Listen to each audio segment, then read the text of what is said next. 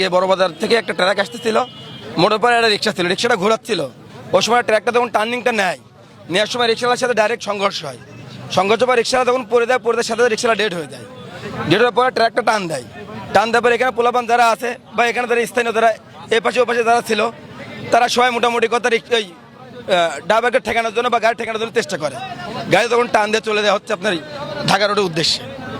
অল্প একটু পরে চলে যাওয়ার পরে তখন হচ্ছে ওখান থেকে কিছু ছেলে পেলে ওখান থেকে ড্রাইভারকে বা হেল্পারকে ওদেরকে আটকানোর পরে মাঝখানে এই পথ পর্যন্ত নিয়ে আসে পরে এলাকায় জনগণ তো অনেক হয়ে গেছে। ঘটনা তখন ঘটেছে, অনেক জনগণ হয়ে গেছে।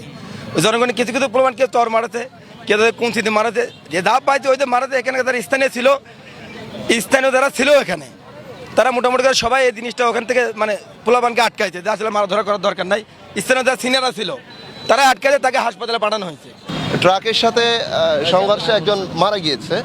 তো ঘটনাস্থলে এসে আমি লাশটি দেখতে পাই এবং সেটাকে আমি সংগ্রহ করে নিয়ে হসপিটালের উদ্দেশ্যে পাঠিয়েছি এবং আইনগত ব্যবস্থা প্রক্রিয়াধীন। এবং আমি শুনতে পেয়েছি যে ট্রাকটা ঘাতক ট্রাকটি আটক করেছে, এখনও আমি আমার নিজ হেফাজতে পাই নাই, আমি যাচ্ছি সেদিকে। ট্রাকটা এই পাশ দিয়ে টার্নিং নেওয়ার পরে যখন ট্রাকের মাথার দিক সাইড বেরোয় যাওয়ার পর পিছন সাইডের থেকে ট্রাকের রিক্সার হ্যান্ডেলের সঙ্গে বেঁধে যাওয়ার পরে তারপরে উনি পিছন কাছ টাকায় পড়ে ট্রাক জোরে টাইনে বেরোয় যায়।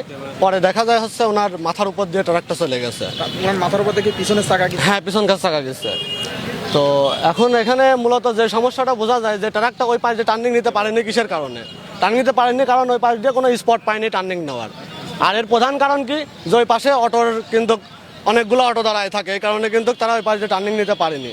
আর এই রাস্তায় একটা স্পিড ব্রেকার হলে পরে ভালো হয়। ড্রাইভারের অবস্থা খুবই আশঙ্কাজনক। বাঁচা মরার সঙ্গে মৃত্যুর সঙ্গে লড়াই করছে। ও বমি করছে, ওর হাত পায়ে কোনো সার নাই, জ্ঞান নাই। এই অবস্থা মুমূর্ষ অবস্থায় এখান থেকে সদর হাসপাতাল থেকে রিপার্ট করলো ঢাকার উদ্দেশ্যে, ঢাকা মেডিকেলের উদ্দেশ্যে তাদের রওনা দেওয়া হলো। আসলে এটা দুঃখজনক একটা ব্যাপার। রোডে দুর্ঘটনা যখন কবলিত হয়, একটা ড্রাইভার কিন্তু ইচ্ছা করে দুর্ঘটনায় ঘটায় না। কেউ কাউকে আমরা চিনি না, একটা দুর্ঘটনা হঠাৎ করে ঘটে যায়। দেশে আইন আছে, কানুন আছে, সে অনুসারে বিধিবিধান অনুসারে তার বিচার হবে। কিন্তু জনসাধারণ উচ্ছৃঙ্খলভাবে আমার এই ড্রাইভারটা যেভাবে পিটাইছে, যেভাবে মারধর করছে, আজকে হয়তো বাঁচবে কিনা এটা সন্দেহ আছে। আসলে এখানে আমাকে মানবতা লঙ্ঘন করা হচ্ছে। যদি আমরা যারা আমরা চালক আছি, আমরা স্বেচ্ছায় কিন্তু একটা পিঁপড়া মারার চেষ্টা করি না। আমার সংগঠন থেকে আমি দাবি করছি এটা সুষ্ঠুভাবে তদন্ত করা হোক। এখানে কিছু লোকজন, উচ্ছৃঙ্খল লোকজন ওইখানে যারা আছে চাঁদাবাজি করে, বাস কাউন্টার ওইখানে রোডের উপর বাস কাউন্টার রাখছে, আপনার সিএনজি স্ট্যান্ড করছে, অটো স্ট্যান্ড করছে। এই অটো স্ট্যান্ডের কারণে ওইখানে রোড ব্লক হচ্ছে, এই কারণে অ্যাক্সিডেন্টটা হয়েছে। ভবিষ্যতে যেন ওই রোডটা ক্লিয়ার হয়, প্রশাসনের দৃষ্টি আকর্ষণ করছে। এবং ওইখানে আমার জানা মতে যারা এখানে আছে চাঁদাবাজি করে, তারাই আমার এই ড্রাইভারটাকে এভাবে মারধর করছে। আমি সেটার বিচার চাচ্ছি। এখানে একটা পেশেন্ট আসছিল, যেটা রোড ট্রাফিক অ্যাক্সিডেন্ট, সম্ভবত ট্রাক ড্রাইভার।